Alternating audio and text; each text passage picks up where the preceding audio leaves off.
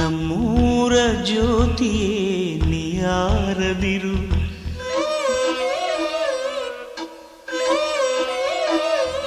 ಬಂಗಾರದಂಥ ಬೊಂಬೆಯೇ.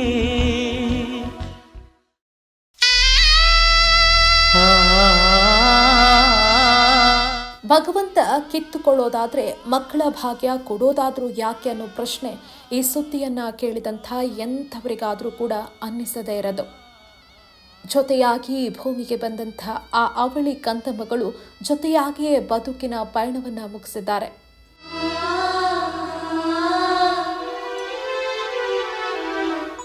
ಹೌದು, ದಕ್ಷಿಣ ಕನ್ನಡ ಜಿಲ್ಲೆಯ ಸುಳ್ಯ ತಾಲೂಕಿನ ಮುರುಳಿಯ ಗ್ರಾಮದ ಕಡೀರ ಶನಿವಾರ ಒಂದು ಹೃದಯ ವಿದ್ರಾವಕ ಘಟನೆಗೆ ಸಾಕ್ಷಿಯಾಯಿತು. ಸದ್ಯ ಇಡೀ ಗ್ರಾಮದಲ್ಲಿ ಸೂತಕದ ಛಾಯೆ ಆವರಿಸಿದೆ. ಶನಿವಾರ ಸಂಜೆ ಕಡೀರದ ವಸಂತ ಹಾಗೂ ದಿವ್ಯಾ ದಂಪತಿಯ 5 ವರ್ಷದ ಮಕ್ಕಳಾದ ಜಸ್ವಿನ್ ಹಾಗೂ ಜಸ್ವಿತ್ ಕೆರೆಗೆ ಬಿದ್ದು ದಾರುಣವಾಗಿ ಮೃತಪಟ್ಟಿದ್ದಾರೆ. ಕಡೀರ ನಿವಾಸಿಯಾದಂತಹ ವಸಂತ ಅವರು ವೆಲ್ಡಿಂಗ್ ಕೆಲಸ ಮಾಡ್ತಾ ಇದ್ರೆ ಅವರ ಪತ್ನಿ ದಿವ್ಯಾ ಅವರು ಪಕ್ಕದ ಮನೆಗೆ ಕೆಲಸಕ್ಕೆ ಅಂತ ಹೋಗ್ತಾ ಇದ್ರು.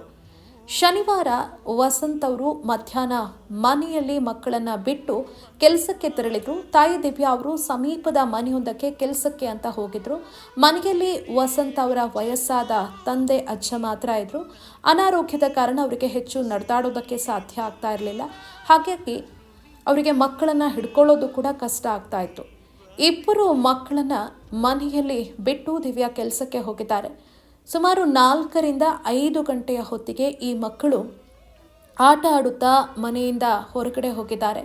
ಮನೆಯ ಸಮೀಪ ಇರುವಂಥ ಕೆರೆಯ ಬಳಿ ಹೋಗಿದ್ದಾರೆ. ಜಸ್ವಿನ್ ಹಾಗೂ ಜಸ್ವಿತ್ ಆ ಪುಟ್ಟ ಕಂದಮ್ಮಗಳು ಆಯ ತಪ್ಪಿ ಸುಮಾರು 15 ಅಡಿ ಆಳದ ಹೂಳು ತುಂಬಿದಂಥ ಕೆರೆಗೆ ಬಿದ್ದಿದ್ದಾರೆ. ಕೆರೆಗೆ ಬಿದ್ದಂತಹ ಪುಟ್ಟ ಕಂದಮ್ಮಗಳು ಅಲ್ಲೇ ಉಸಿರು ಚೆಲ್ಲಿವೆ. ಮನೆಗೆ ಬಂದಂತಹ ದಿವ್ಯಾ ಮಕ್ಕಳನ್ನ ಕಾಣದೇ ಇದ್ದಾಗ ಹುಡುಕಾಡಿದ್ದಾರೆ. ಈ ಸಂದರ್ಭದಲ್ಲಿ ಕೆರೆಯ ದಂಡೆಯ ಮೇಲೆ ಮಗು ಧರಿಸಿದಂಥ ಟೋಪಿ ಹಾಗೂ ಆಟವಾಡ್ತಾ ಇದ್ದಂಥ ವಸ್ತುಗಳು ಪತ್ತೆಯಾಗಿದೆ. ಆಗ ಅವರ ಸಂದೇಹ ಬಲವಾಗಿದೆ. ಮಕ್ಕಳು ಕೆರೆಗೆ ಬಿದ್ದಿರಬೇಕು ಅಂತ ಅಂದಾಜು ಮಾಡಿದ್ದಾರೆ. ಕೂಡಲೇ ಅಲ್ಲೆಲ್ಲಾದರೂ ಯಾರಾದರೂ ಈಜು ತಜ್ಞರಿದ್ದಾರೆ ಅಂತ ಹುಡುಕಾಡಿದ್ದಾರೆ. ಕೊನೆಗೆ ಪೊಲೀಸರಿಗೂ ಕೂಡ ಮಾಹಿತಿಯನ್ನು ಕೊಟ್ಟಿದ್ದಾರೆ. ಸುಳ್ಯ ಅಗ್ನಿಶಾಮಕ ಠಾಣೆಗೂ ಕೂಡ ಮಾಹಿತಿ ಕೊಟ್ಟಿದ್ದಾರೆ. ಸ್ಥಳಕ್ಕೆ ಬೆಳ್ಳಾರೆ ಪೊಲೀಸ್ ಠಾಣೆಯ ಎಸ್ಐ ಈರಯ್ಯ ಹಾಗೂ ಸುಳ್ಯ ಅಗ್ನಿಶಾಮಕ ಅಧಿಕಾರಿ ಕಿರಣ್ ಹಾಗೂ ಸಿಬ್ಬಂದಿ ಧಾವಿಸಿದ್ದಾರೆ. ಬಳಿಕ ಪಂಜಾಬದಿಂದ ಒಂದಷ್ಟು ಮುಳುಗು ತಜ್ಞರು ಬಂದಿದ್ದಾರೆ.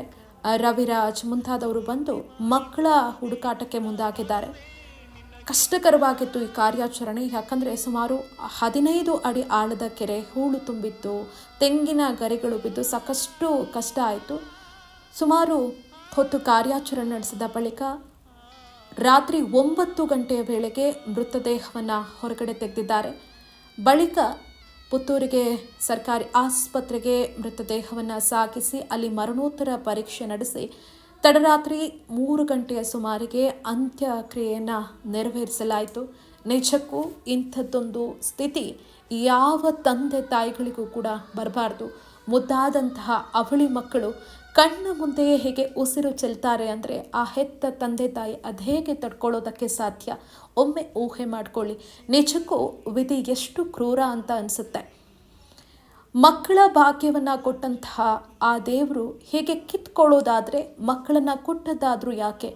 ಇಬ್ಬರು ಮುದ್ದಾದಂತಹ ಅವಳಿ ಮಕ್ಕಳನ್ನು ತಾಯಿಯ ಮಡಿಲಿಗೆ ಹಾಕಿ ಒಟ್ಟಿಗೆ ಇಬ್ಬರನ್ನ ಭಗವಂತ ತನ್ನ ಬಳಿ ಕರೆದುಕೊಳ್ತಾನೆ ಅಂದರೆ ಆತನ ಮನಸ್ಸು ಎಷ್ಟೊಂದು ಕ್ರೂರ ಇರಬಹುದು ಅಂತ ಇಡೀ ಗ್ರಾಮದ ಜನರೇ ಶಾಪ ಹಾಕ್ತಾ ಇದ್ದಾರೆ ದೇವರಿಗೆ.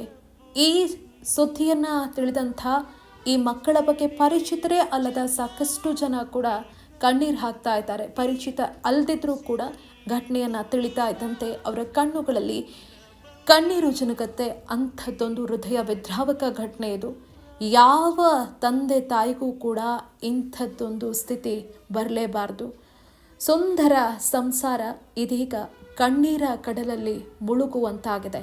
ಇಡೀ ಮುರುಳಿಯ ಗ್ರಾಮದಲ್ಲಿ ಸದ್ಯಕ್ಕೆ ಸೂತಕದ ಛಾಯೆ ಆವರಿಸಿದೆ. ನಿಜಕ್ಕೂ ವಿಧಿ ಅದೆಷ್ಟು ಕ್ರೂರ ಅಲ್ವಾ? ಆ, ನಮ್ಮೂರ ಜ್ಯೋತಿಯೇ ನೀಯಾರದಿರು.